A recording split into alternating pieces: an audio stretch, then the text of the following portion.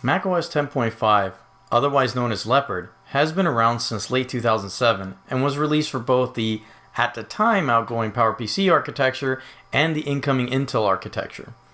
I became a fan of the PowerPC architecture since my friend Chris introduced me to Apple computers back in my college days, and I bought my very first Apple computer, which was an iBook G3 500 MHz with Jaguar installed. But then my interest waned, and it only took over a decade later for my interest to peak again, a little before recording an episode for a podcast Chris and I host called Fork Bomb. The episode was titled The PowerPC and the Macintosh. A little before researching for the episode, I had come across the Macrumors website, and specifically the PowerPC's Mac section. I realized that not only are there people interested in these old Macs, but also the community was and still is flourishing.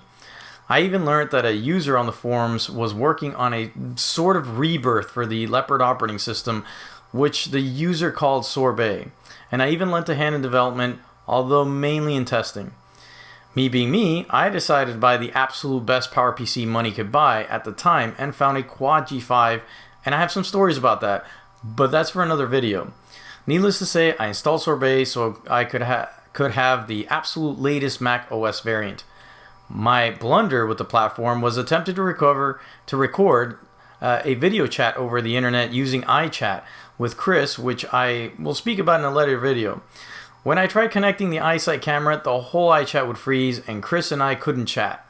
After many troubleshooting attempts, I decided that it must be Sorbet installed on my G5. So I decided to finally go back to the trusty Leopard to find out if I could use an iSight camera there. Well, that definitely didn't go without a hitch. Here's a story worthy of NetTrek. So the first thing I did was to pick up a copy of Leopard, but not just any copy, rather one that could fit on a single layer DVD, since I have plenty of those and are pretty cheap. I used Mac OS's own disk burning feature from Finder to burn this image to a disk. Since my Mac doesn't have any USB Type A ports, but rather only USB Type C, and of course with no DVD burner, I had to use an external burner and use a USB-C to a kind of USB-A dongle port hub type thing. This part took some time, so I've sped the video up.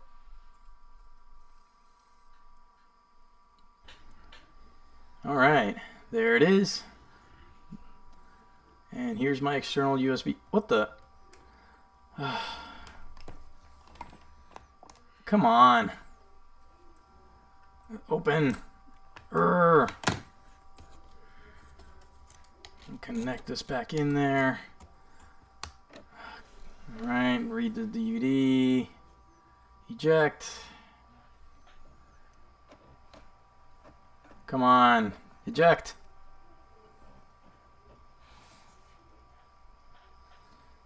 Really? Eject.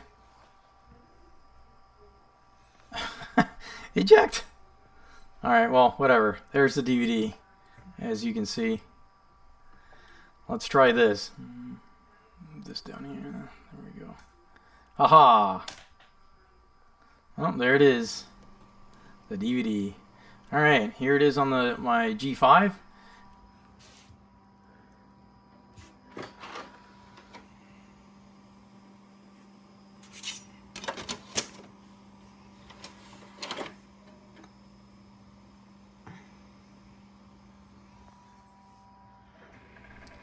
All right, there's Leopard. Sorry.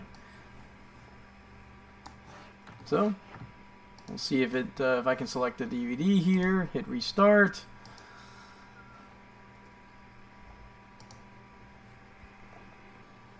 Okay, restarting. Huh, that was quick. Okay. Okay, that totally did not boot into the DVD. I'm going to hold Alt, although normally be Option, to make the drive selection come up.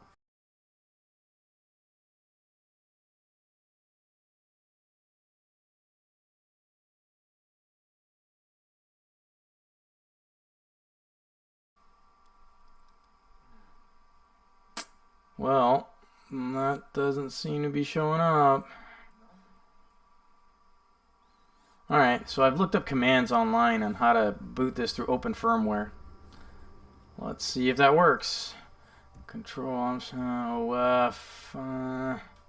Alright, I'm in Open Firmware. Typed the command in and didn't read it. Okay, time to do this again. Let's put it on a USB this time.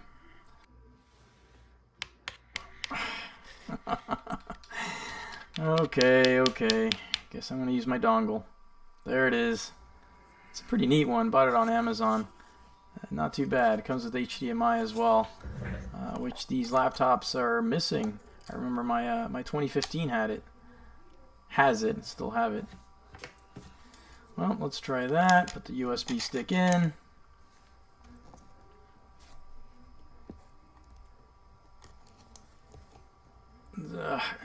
This is what is going on here.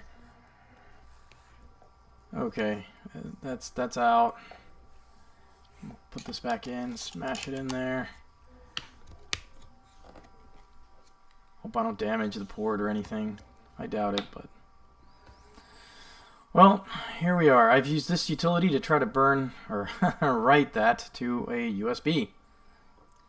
Alright, so here we are on the G5, and I'm going to have to partition this because that totally didn't work. I've tried the same procedure, going to Open Firmware, it didn't work.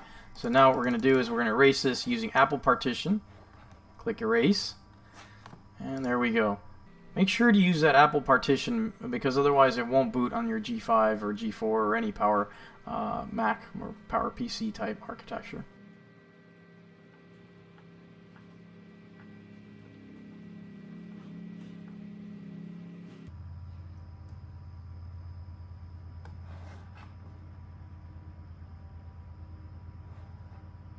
I'm going to use Carbon Copy Cloner to clone the contents of the Leopard CD to the USB.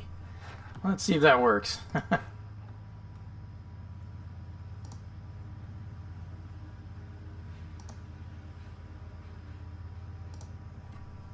Okay.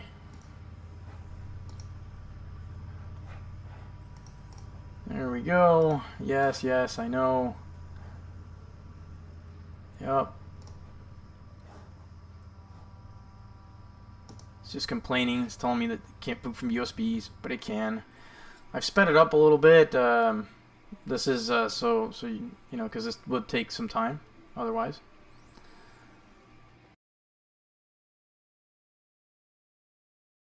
Well, I've tried the same exact steps and going into Open Firmware, and it didn't work.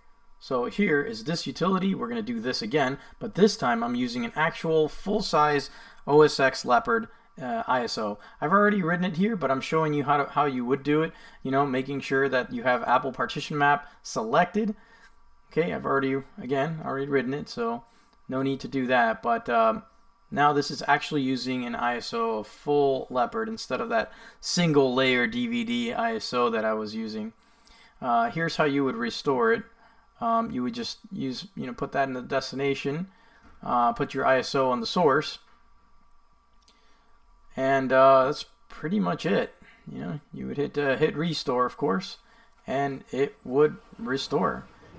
Here's a video that I had taken earlier of it restoring on the USB. It did take some time, but it wasn't too bad. And crossing fingers, come on. Hope it boots. This is on the G5, and oh, yes, success.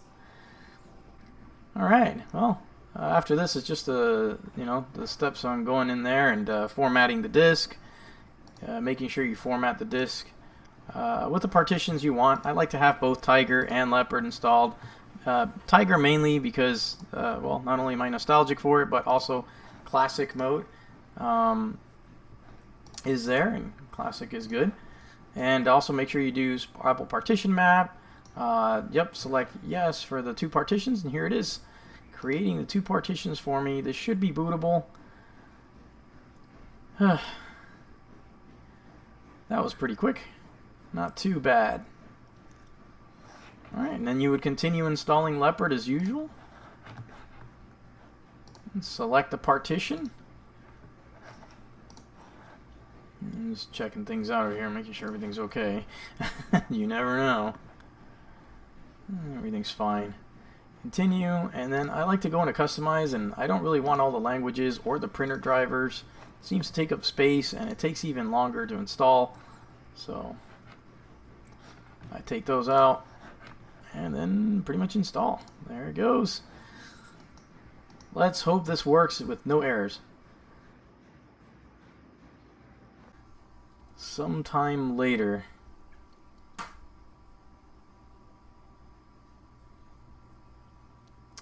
Here's the video, yay! I know I totally cut the rest of it off, but I wanted to show that it does work, and I actually booted this off the USB, just as I showed you, and using the Open Firmware command. It can be found on the Macrumors forums, and they have a lot of great commands, and the community, by the way, is wonderful. A lot of great, knowledgeable people there. Alright, lovely. Well, you just would normally go through these steps. And here it is at the very end. Alrighty, and ta-da! The dock and everything. Finally. And here I am with iChat. Yay. So, now that you witnessed all the troubles I went through with getting Leopard onto a medium for install, what did I learn from this experience? Well, that using modify files isn't the best solution and can lead to a lot of heartache. Also, using the restore method provided by Apple's own disk utility is good and rather speedy. From fixing disk issues and file permissions, it's a pretty handy tool, and I would go to it first before using third-party tools. I hope you've enjoyed this video. I plan on making more content like this, so please stay tuned. I'm starting this brand new channel, so if you like this type of content, consider liking and subscribing. Let me know in the comments what other kinds of content you would like to see as well. Till the next one.